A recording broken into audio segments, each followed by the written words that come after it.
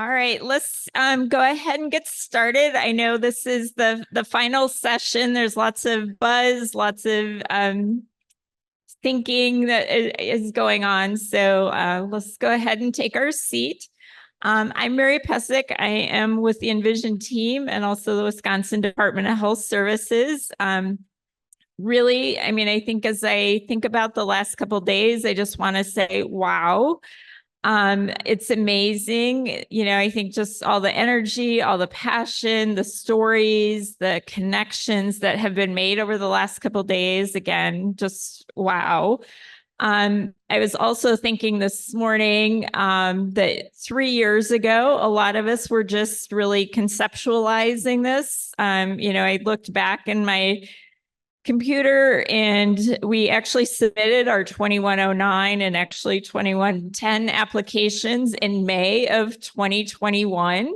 So not, again, we were just really in the thinking stages of, what could this 2109 work look like? So again, amazing when we think about 3 years ago, the ideas, the challenges we were all being faced with, and where we are at now. So again, I think just maybe a really, loud, warm round of applause for everybody for this great work. We will move on to this final session, which really want to, take a minute to introduce Darrell Fox. I don't know if you want to click up here.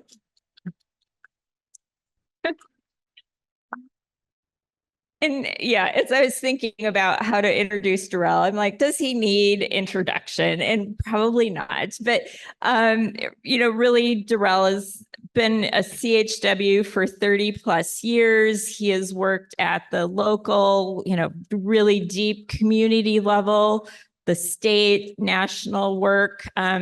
We have a bio somewhere that it will pull up of his that you can read all the specific things.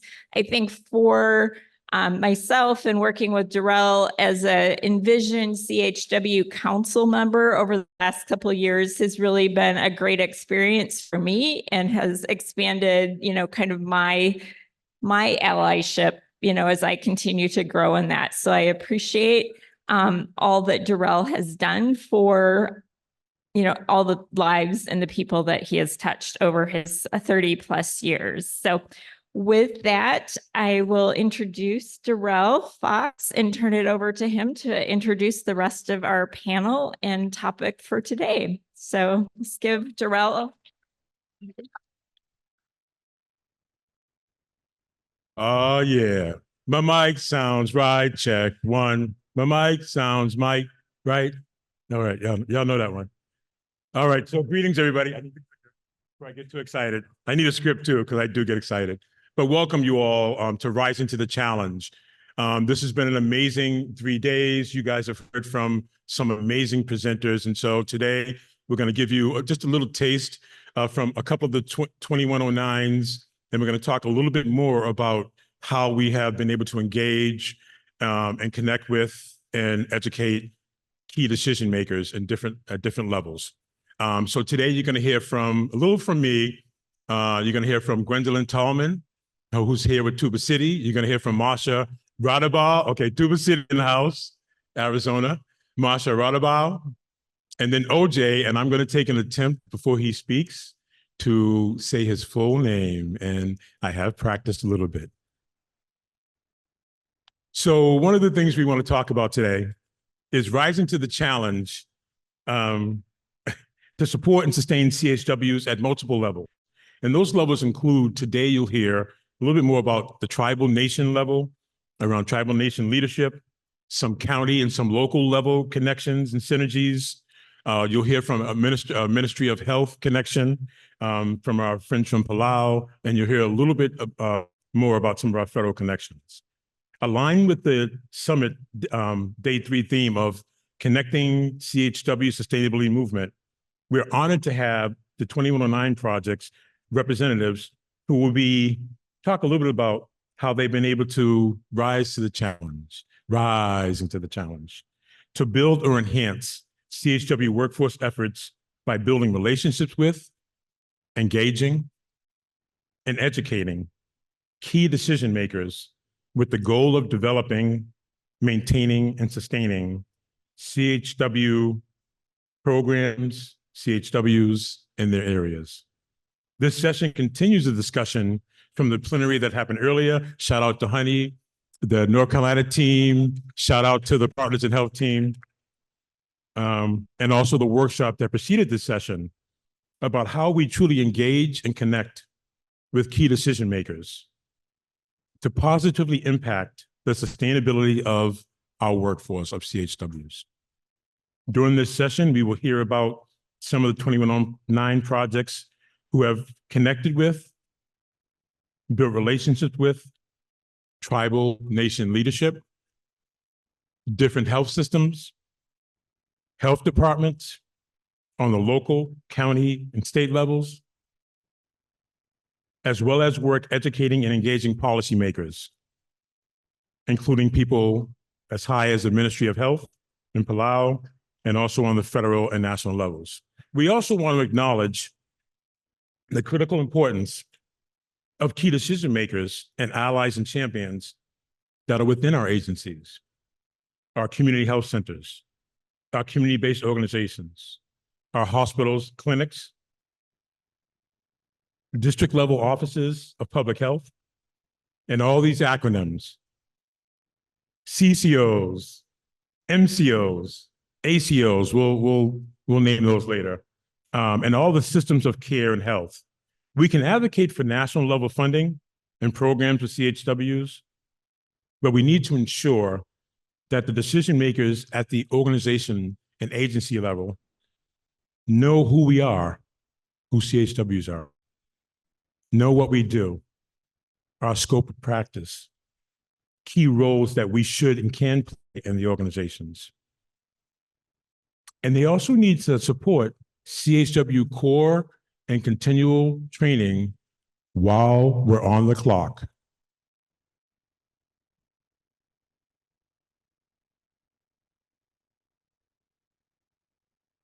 We need appropriate and supportive supervision. We need access to the tools and resources that help us to be effective as we practice at the top of our scope.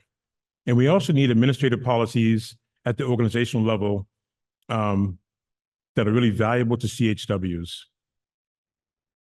And they're as valuable as some of our statewide and national policy work. So we really need that local work and that organizational level work. As we face this impending fiscal cliff of the ending of COVID-19 funding for CHWs, we all have played or can play a role to continue to rise to the challenge we are facing. For some of us who've been in this for a long time, and shout out to all the 3+ decaders, the 2+ decaders in the room. Shout out, give a hand to those folks. We know we can overcome this challenge because you know what? We've done it before. And that's what's blessed us with being here today. So without further ado, y'all ready? So today's journey, we're going to have some representatives from Tuba City, as I mentioned earlier, Jackson County, Palau, and then I'll talk as a representative from the Washington State Evaluation Partnership. I'm now going to introduce Gwendolyn. Excuse me. Gwendolyn Tallman is the clans of the White Corn, Zuni Edge, Waterborne, Rock Gap people. Her maternal grandparents are the Red House people, and her paternal grandparents are the Bitterwater people. She was born and raised in Tuba City, Arizona, on the Navajo Nation in northern Arizona. Shout out.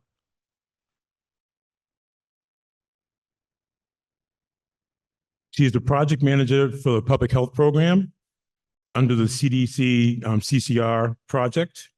And prior to this, her role, she worked with the health promotion diabetes prevention program for about 14 years. So without further ado, Gwendolyn.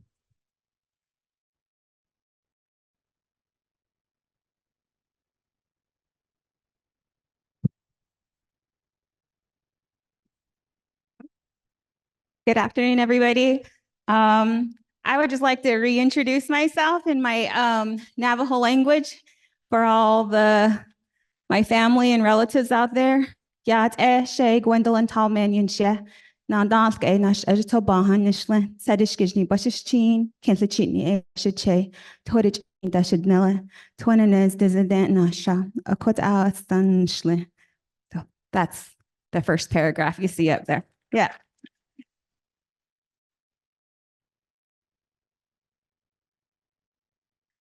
All right. Well, thank you again for giving me the opportunity to speak with you today and to share with you where I work, and that's with the Tuba City Regional Healthcare Corporation. We are located on the western region of the Navajo Nation, the northern part of Arizona. Tuba City Regional is one of 5 638 tribal self-governed health organizations that is led by a board of community members, each representing their own community, serving our Navajo, Hopi, and San Juan Paiute tribes.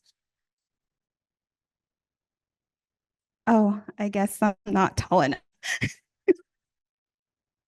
There we go. All right. So prior to the pandemic, we had 3 health entities that provided services for our shared patients, including IHS healthcare facilities, the Navajo Nation Department of Health, and the 638 Tribal Health Association, all which employ CHWs. And during the pandemic, we strengthened our partnership in a way that was never accomplished in the past. We created teams and working group focused on community outreach and, of course, CHWs. We became what we call a unified team.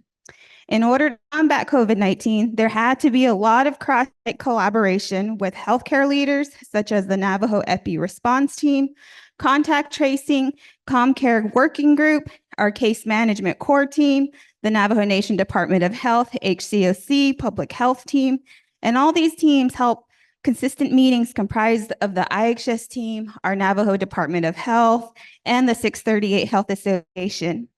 These teams had to come together to figure out how we were going to combat COVID on the Navajo Nation, which eventually led to being a more unified team comprised of CHWs and our allies. Once teams were developed, meetings were happening weekly. We started to strengthen our partnership by finding solutions to our challenges as a team and sharing resources with one another. As a collective and unified team, we decided that we should purchase ComCare, which is our data platform for contact tracing, for our CHWs to use for the entire Navajo Nation, including the IHS and the Navajo Tribal programs. This allowed us to provide timely services to our patients. It was a place we track case management and case investigation for COVID-19, as well as increase training capacity for our CHWs and continue building our relationship with our public health organizations at the local, tribal, county, and state level. Strengthening those partnerships started to create an impact of our decision makers by having their support to create and follow through on MOAs, support established contracts, include other health organizations to be a part of our unified team, resulting in hiring a total of 20 CHWs, having one data sharing platform across Navajo to help create a system where our public health communication has improved, making things easier to facilitate because we now have a stronger collaboration and we're working in a manner that is more efficient than before. Not only that, we are proud to mention we now have a data representing Navajo Nation. As a final result, having that stronger collaboration only led to the greater impact of our CHWs on the Navajo Nation. By now having a Navajo Nation response team, as well as having our CHWs trained to respond to infectious diseases other than COVID. And our CHWs now can build upon the community connection through other referrals to our healthcare facilities and other resources, either it be through tribal, county, or state programs. And we are now able to share in a manner that is protecting our patients' health. In closing, it took a bad experience for change to happen for the best. And if it wasn't for the support of our decision makers to identify the need of our CHWs and support one another, our CHWs wouldn't have created the bridge between patients' needs and healthcare, improving the service of our people. With that, I'm truly proud of the team that has come a long way since we first heard we had our first case of COVID on the Navajo Nation, to now where we are CHWs have grown to better be equipped to respond and know we have a team approach in working with our IHS, Navajo Nation Department of Health, and the 638 Association as a family to improve the health of our people. With that, I just want to give a shout out to my team if they can go ahead and stand up really quick. And they've been a part of our CH teams on Navajo since day one. So, and I'm very happy, and the people back at home. And that's it. Thank you. Yeah.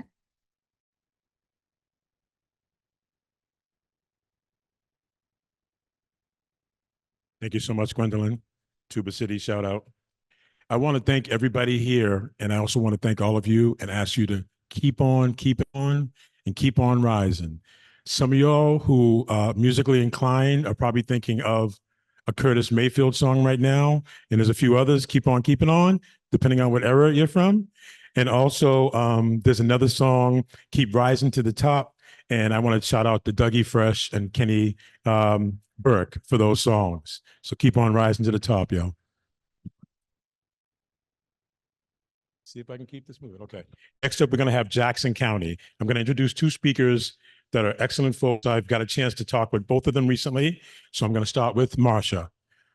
And you'll see her full bio here. I'm just going to give you a couple of words from her bio. Marsha Radabal, and I might have got that right, I'm not sure. I tried with her team, is a regional clinical health worker for SEARCH, and SEARCH stands for Southeast Appalachia Regional Community Health. And she's at the Jackson County Health Department in Jackson, Ohio. Marsha is a retired teacher of 31 years, and being born and raised in Appalachia, she has a true understanding of the culture of Southeast Ohio. Looking back on her teaching career, she says she wishes she had CHW training when she began teaching. Marsha will start us off, and then she'll be joined by Mr. Sam Canterbury, who is an accomplished chef with over 20 years experience, known for his expertise across commercial and residential kitchens, and his passion for diverse ethnic and classic dishes. He has leveraged his exceptional leadership and communication skills to form and guide efficient kitchen teams. As an advocate for education, health, and well-being, he aims to use food to bolster positive change and to make meaningful impact for residents of Southeast Ohio. Sam has celebrated his first year, and I'll put air quotes, officially, as a CHW. But in talking with him, it sounds like he was born and brought up serving his community, unintended there, serving his community. Now I'll turn the mic over to Marsha, and who will go first, and then Sam. Thank you.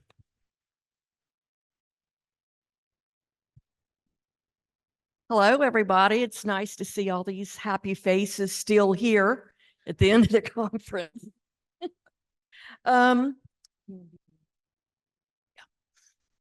Okay, Ohio University was the one who approached Jackson County Health Department with this grant opportunity to train 11 community health workers in our 11 county regions. So they wanted to put one community health worker in each county. And we're also the first that established a training for us at Ohio University in Southeastern Ohio. And we are also certified under the Ohio Board of Nursing. So that was a big step and gave us a lot of credibility, I think, within our lower half of the state. They applied for the CDC grant, and first they weren't qualified applicants, so they partnered with the Jackson County Health Department. And so with that, the commissioner there, he went to the 11 or 10 different counties and met with those commissioners and got buy-in with them. And so that's how our program sort of started and took off. Let me see here. So anyway, so we all got trained. I'm regional. And so I get to go around and help everyone in all their respective counties. And we're just so glad to be here today. So that's how we all got started through Ohio University in the Jackson County Health Department. And I'm going to turn it over to Sam. He's my work son, by the way. Okay, so. Thanks, Mom. Appreciate it. How's everybody doing? Yeah? Are we all ready to take this energy back home? Yeah? I tell you, this is only my second conference, but yeah, every time I come to one of these, I just feel so much more enriched, and I realize why I'm in this. So, yeah. Yeah, so we continued with education and relationships with trying to partner with other sources, such as we created committees.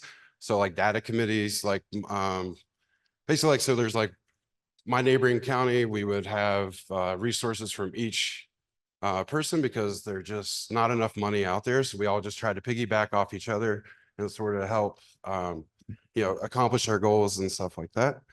A lot of our things have had to start off as grassroots projects. So we've had to kind of be obviously the boots on the ground, being out there to make these connections, to try to set up things so that we have relationships. And obviously the most important thing is to show up and to be consistent and, to be there when you say you're going to be. One of the grassroots projects that I'm proud of is a food initiative that I started. With my chef experience, I saw a need and I was like, hey, this is something that I can do. There was a community college that had no cafeteria. They were basically able to use like vending machines and mac and cheese cups and things that you would put into a microwave. And so that wasn't really the most helpful of options, I thought. And so, I decided that, folks deserve, and especially these students, right, continuing their education, need a full meal or need a full belly, I guess. And so once a month, I had started showing up with like just a Weber grill and one of those little Blackstone flat tops. And then I would just start doing like tacos, quesadillas, just like different options, right? Because like a lot of the food pantries and stuff that I was working with, we were basically using like spaghetti, bread, just like super heavy starch. So those aren't very good for folks with diabetes.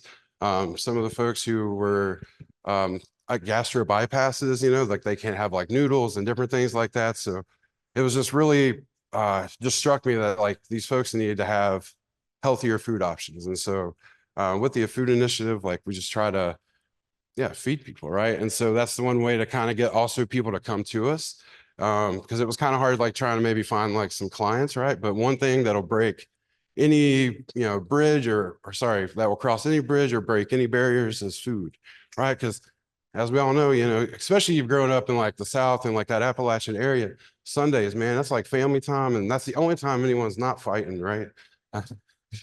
So yeah, we can all come together with some food. But enough about me. Once the search program had been started, it sort of seemed to implement a lot of other entities, like trying to hire their own CHWs, so such as integrated services, which does a lot with substance abuse and rehab facilities, community action organizations as well. So like these are the ones that help with like utilities, housing, food assistance, things like that as well. But, I think because of these relationships, we're now being a lot more accepted into our town or like in our areas, because if you know anything about Appalachian folks, we're a little standoff by like new resources or new help trying to come in and change our ways.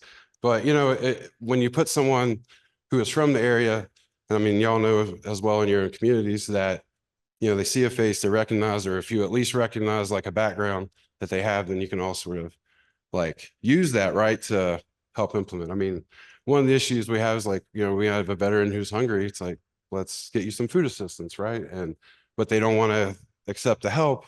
And then you're saying like, well, it's here, it's for you. I mean, you're already at a food bank. So like, why not sign up for these other services? So don't mean to be rambling off, but for good, I think I'm going to end it there. Yeah. Good. Cool. And the inspirational quote to wrap it up. We're going to choose. Public health depends on winning over hearts and minds. It's not enough to just have a good policy. You have to convince people to actually follow it as well.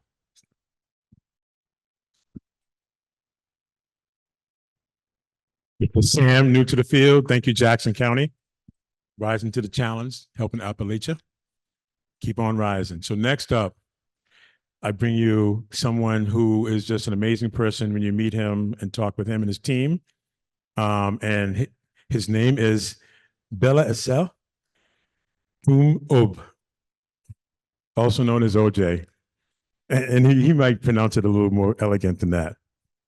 He's currently the CCR project manager for Palau CHW training program, working under the Bureau of Health at the Palau Ministry of Health and Human Services. He's also a CHW ally, advocating for the enhancement of community health workers' role in promoting health equity in Palau. He's committed to improving the overall health and well-being of the Palau community. And despite being a newcomer to the CHW field, he brings a wealth of determination, motivation, and drive for his work. He strives to empower the CHW program to provide high-quality healthcare services to all Palauan citizens. Without further ado, OJ.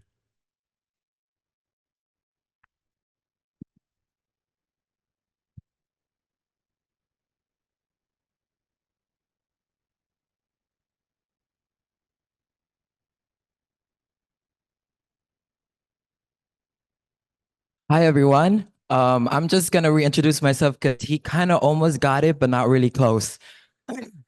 So my name is Bailasel Ochei Tumuub, but like he said, I just go by OJ. So I'm pretty sure everyone could say that. Next slide. I am from the Republic of Palau, and today I'm going to be talking about how we've been able to engage specifically with our Ministry of Health and Services to support our CHW program. So today I'm just going to briefly talk about Palau's background to give you guys context of where we're located at, because we're pretty much a very small island. And then I'll go ahead and talk about who are the key decision makers are and what we did to kind of engage them with our work and also our future plans for our CHWs. All right, so our island is located in the Micronesian sub-region in the Western Pacific. We are made up of a total of 700 islands, but only 16 of the islands are inhabited. So that makes up those 16 states. We have a population of about 20,000 people. 17,000 people are the local Palauans, and rest are from Philippines, other Micronesian islands, Bangladeshi, and China. Our main languages are Palauan and English, and our primary source of economy is tourism. And we're very well known for our great sites. So if you guys need a vacation destination, please come to Palau. I'll gladly take you guys out on my boat. I'm kidding, I don't have a boat, not yet. Next. All right. So just to give you guys some context, those are the islands that are inhabited. So those are the 16 states. And to kind of give you guys a picture, we only have one centralized hospital, which is in the center of the city. And then we have different, and then the rural areas, which is the up north, which is the big block that you guys see. Majority of the people there don't have the means of transportation to get to the central city if they need any type of healthcare services. That is why the initiative for community health workers was important, because they will be the link between those people in those communities with the healthcare system. So this is the list of our key decision makers. Our internal partner is the first one, is the Palau Ministry of Health and Human Services. The next ones are Palau Ministry of Education, Palau Area of Health Education Center, Palau Community College, and the National Governors Association, and Palau Red Cross Society. The two ones that I want to highlight are the Palau Ministry of Health and Human Services and also the state governors. So what we did to kind of like educate and also engage them with our community health worker program is we did one-on-one meetings with them first. So we did meet with the Minister of Health and Human Services first, as well as the Director of the Bureau of Public Health and Human Services. Luckily and fortunately, the Ministry of Health and Human Services is moving in the direction of promoting health equity. Therefore, they were super on board with our CHW program. So it was really not that hard to get their buy-ins.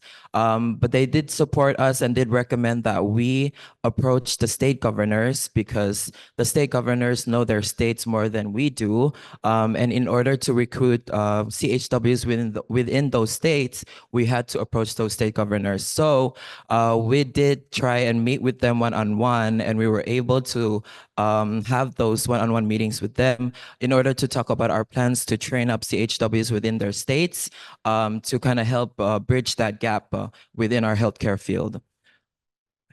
Oh no, go back, sorry. Yeah. After we met with them and got their buy-ins, we decided to conduct a CHW stakeholders meetings where not only the governors were present as well as the minister and director of public health, but also some of our external partners. And in the meeting, we were able to discuss our plans with CHW programs. So some of the things that we presented to them about was talking about what is a community health worker, what are the community health workers going to do in Palau, what will they learn, and then how will they make a difference.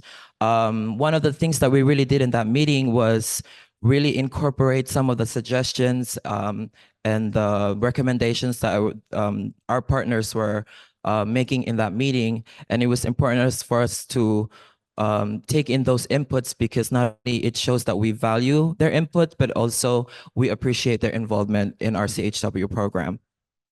Thanks. So the impact that that meeting had is the Ministry of Health and Human Services are now prioritizing CHWs. So as of this moment, they are being incorporated in all of the public health programs. Yep. Right.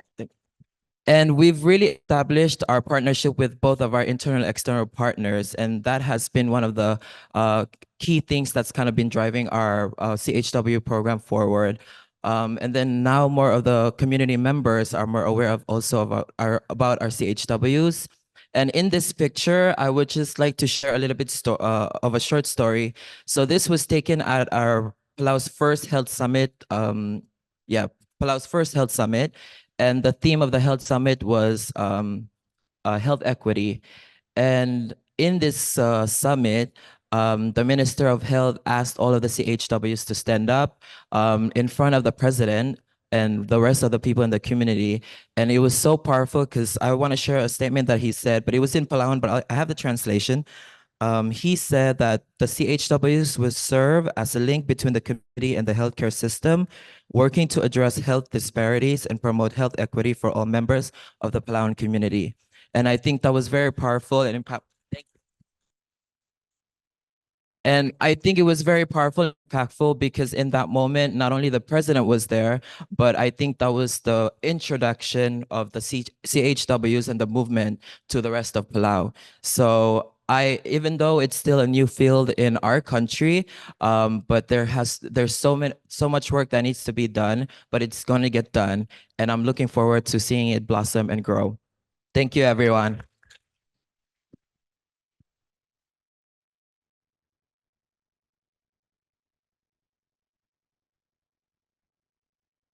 I was gonna talk into the clicker. Well, everyone, we're closing down. I want to thank everybody for giving us grace. This session came together late. We had some changes. We had a wonderful legislator, longtime champion from Washington State, who is amazing. If you don't know her, a state representative, June Robinson, who has been a champion for decades for CHWs, who got called away to go on a delegation with the governor. And so thank you for giving grace to some of our first-time presenters, from our long-time presenters, and for pulling this together for us. I wanted to share a little bit about the importance of having a united national advocacy front and really underscore some of what you heard today and over the course of this summit, particularly today, as we talked about educating decision makers from our teams at North Carolina and Partners in Health. So you've seen these pictures, those of you who were in the last session. So the last 2 years have been this amazing journey where we piloted a day on the Hill with many NACHWA founders, partners, and allies last March. Yeah, shout out to everybody who was there. Shout out to doing it. It was an amazing experience, and we really brought all the work you've heard about during this session that we were doing locally to the national level. And not only that, we worked to unify our efforts, which was critical to bringing that message up to Congress. This year, last month, I think we stepped it up a notch. We more than doubled our numbers. We the NACHWA team and the PIH team with a team called Soapbox. They gave us some additional training. They set up congressional meetings. All of us had at least 3 meetings with our congressional delegations. And so hundreds of congressional staffers and congresspeople were able to be touched by those of us who were there. And I think that's amazing. So I'd like to give one round of applause for that.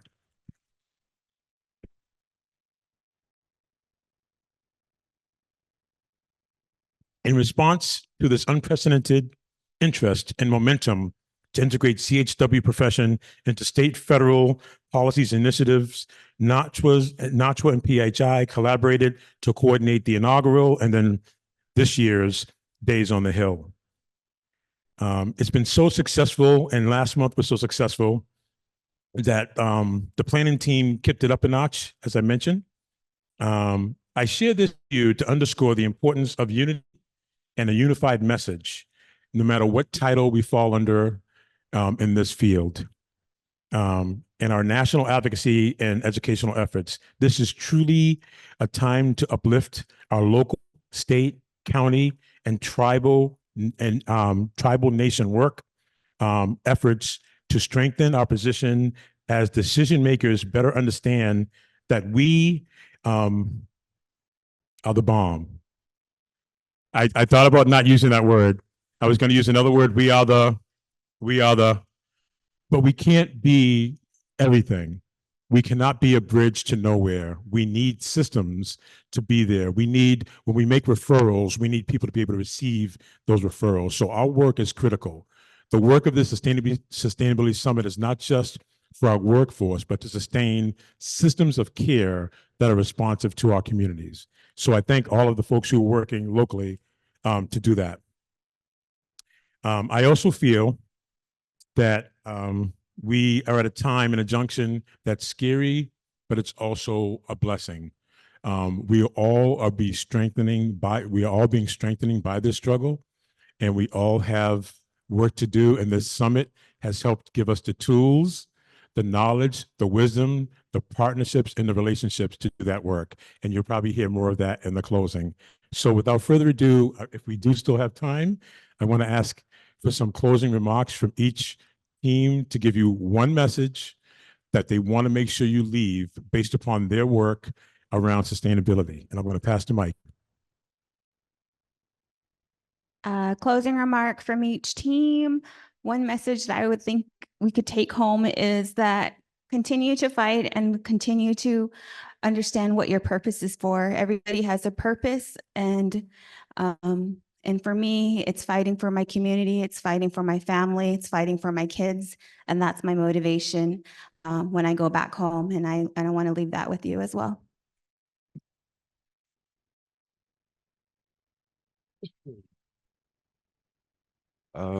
I just want to say, like, be confident in your creativity.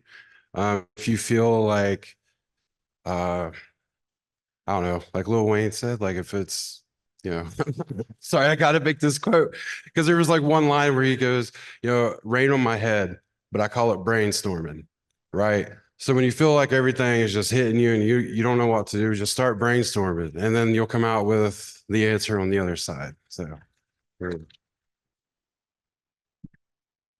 I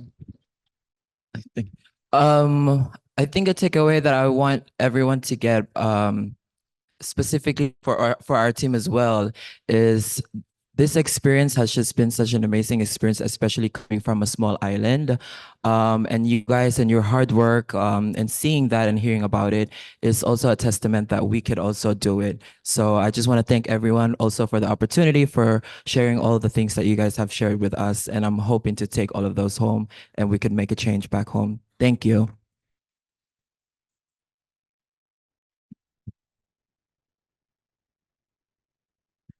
Thank you. We have an amazing opportunity to ensure that the world understands that CHWs are the workforce we need for the world we want. We also want people to understand the concepts of nothing about us without us. But we also want them to not just talk about it, but to, and that's going to be key. That's our mission. That's our work. I've heard people say the words, but when you follow the money, you follow the actions, not so much. So I think that's our task as we leave here today, and our mission, I hope. As always, take a picture of the screen if you like. Continue to connect with Envision. All the resources from this conference will be here. You'll probably hear that again in the closing. And thank you, and keep on rising to the top, y'all.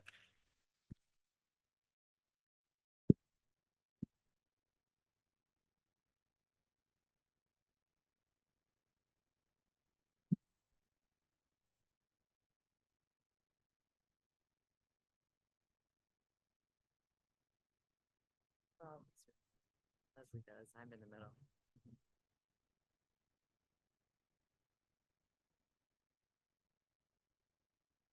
Gratitude. Opened with it. Closing with it. Want to start with Spokane. Look at where we are. It's beautiful here. You know, yeah. Let's give it up for the city and for the water and for the land and for the people, our hosts here at the hotel, our people that brought us our food, the people that made our food and made our beds and did all the things so we can just show up and be in this space. My heart goes out to Spokane. I think I'm leaving a piece of it here. I love it here. It's like our own little retreat center. Also, gifts for all of you. Some that we're giving to you as Envision. Started off with the bag with the goodies, and really glad to commemorate our time together with those things. We also want you to remember to take the stands on the table, take these messages back to your community, share it with the people who weren't here with us today. We want to continue this energy and the words and the images on these tabletops are that for us. Every time you look, you'll be like, oh yeah, remember that time in Spokane? This is it. Also the fun little quilts, remembering that we're a diverse group and we all came together and weaved our works and our words and all made a better thing because of it. Take the quilts with you, hang them in your office, take the ones off the floor. We want them all to leave here. Also, gift to yourself. On the tables, there's postcards. What do you want to take away from here? Yep, Mary's holding up the postcard right here. If you need a postcard, yep, Envision staff back there. If you need a postcard, raise your hand, we'll bring you one. Yep, we got runners. Oh, we got some runners, we got some people. On this postcard, what's your commitment to CHW sustainability? Write it. We're going to collect them in the baskets, colorful baskets that the Envision staff have, and we're going to mail these back to you in a week or two. Reminding you that, hey, it was more than just these 3 days. The sustainability movement started way before this and is going to keep on going. So give yourself that gift, write yourself that note, and we'll get it back to you. Growth. Today's theme is growth of the movement. And we want to give you 3 key messages between the three directors to take with you. The very first one, CHW sustainability is possible. Woo, that's right.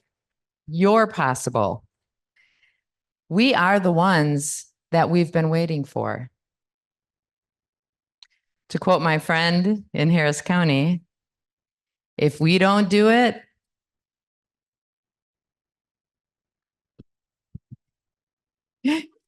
If we don't do it,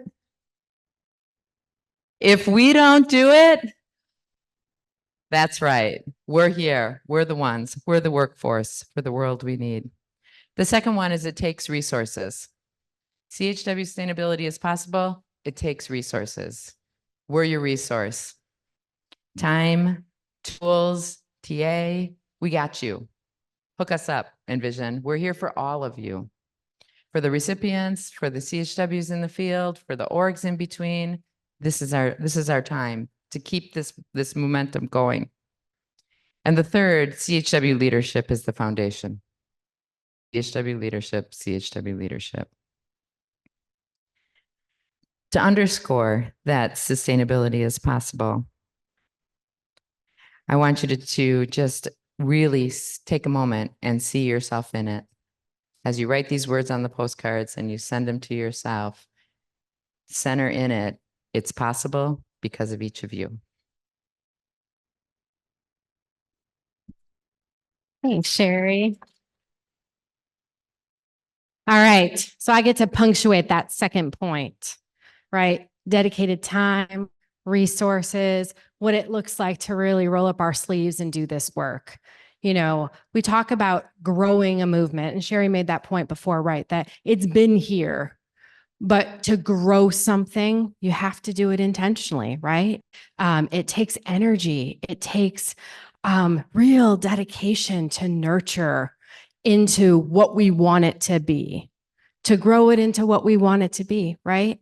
And so to do that, we have Envision provides a of tools and resources that come from Envision, but we also look to all of you, right? And we have curated and pulled together all of the amazing work that has been happening out there into resources that are available on do we call it a library? Our resources page at envisionequity.org.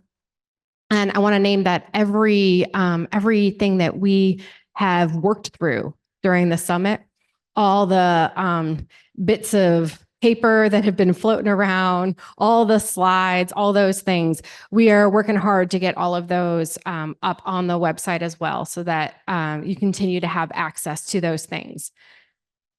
But having access to tools, I mean, that's a good thing, right? We want access to tools, but that's like, 10% of the work. The real work is what happens when you go home, right? The real work is what happens when you're working in your team to dig into that stuff, to really consider the questions that are being asked of you, to reflect on the work that you're doing, to think about and imagine yourselves into what we want in our future, right? We are imagining ourselves into an entirely different future. We are envisioning it together. So take that time, right? Take that time, put it on your calendar. This is our team time. We need it. Schedule that team time to grow the movement. That's what we need. If you need support in that team time to grow the movement, reach out. We are here, right? That's where TA requests. We have an amazing TA team. We have an amazing team ready to support y'all. There are partners around the room ready to support y'all. So reach out so we can grow together. Thanks, y'all.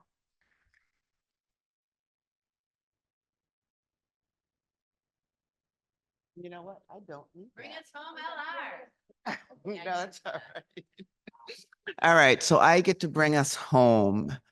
And, I'm going to just do things a little differently than my other co-directors did. And I just want to start off by sharing some words and phrases that I heard throughout the 3 days we were here. Beautiful, amazing, OMG. When is this happening again? Where did you find him? And let me just say, I thought they were talking about my husband, but they were talking about Dove. They wanted to know how to reach out to Dove. I can't believe there are this many CHWs. Qué hermoso. I am so glad I came. excellent. And thank you.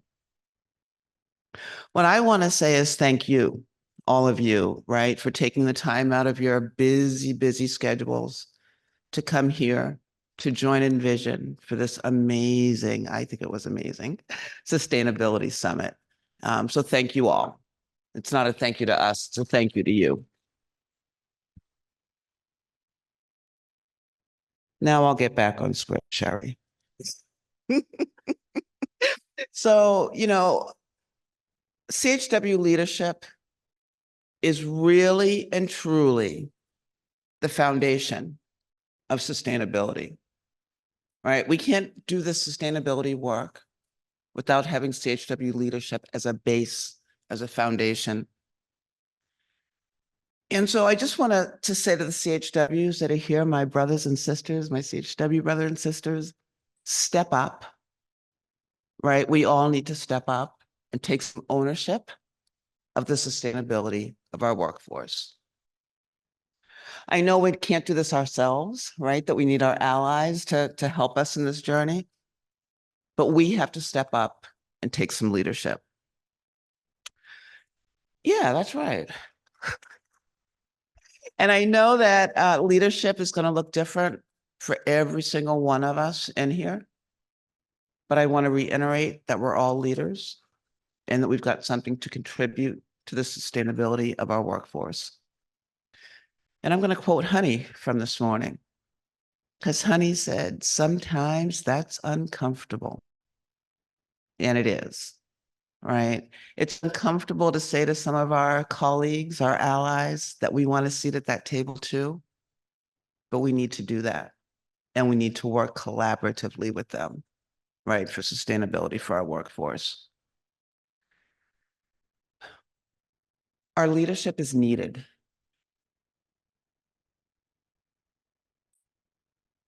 If we're not committed to taking ownership and having a spot at the table and taking some leadership to our sustainability for our workforce, shame on us, and who's going to do it? So with that, I'm going to ask everybody to take all of the tools and knowledge that you gained in the last couple of days and share that. Take that knowledge, go forth and multiply. No, seriously, multiply the folks that you share the knowledge with. And then I just want to say this before I really and truly wrap up. And not only share it with other 2109s, but share it with folks who aren't necessarily getting funding through the CCR, right? Because it's sustainability for all of our workforce, not just the segment that's being supported through CCR funds right now. And so seek equitable partnerships. Cross that bridge. Pave our own path. Color outside of the lines. Tell your story with data. And rise to the challenge. These were all names of workshops or plenaries, right, that we took part in the past 3 days. And I want folks to know those names were intentional. We wanted folks to have something to hold on to and to take back with you. And so please color out those lines, step up to the challenge, pave your own way, right? It's all for sustainability. Thanks all, have safe travels home. Thank you those who joined on Zoom. And just, one other thing, if you joined on Zoom and I know you didn't get a postcard, I'm gonna ask you to find a piece of paper somewhere in the room where you're sitting and write down your commitment that you're gonna follow through with towards sustainability for the workforce. That's really the last thing I'm gonna say. Thank you all.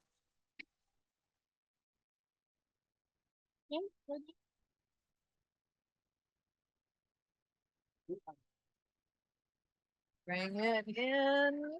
Oh, we did it.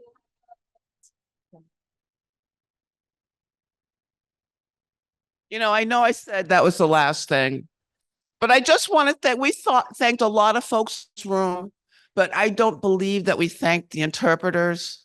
So just thank you.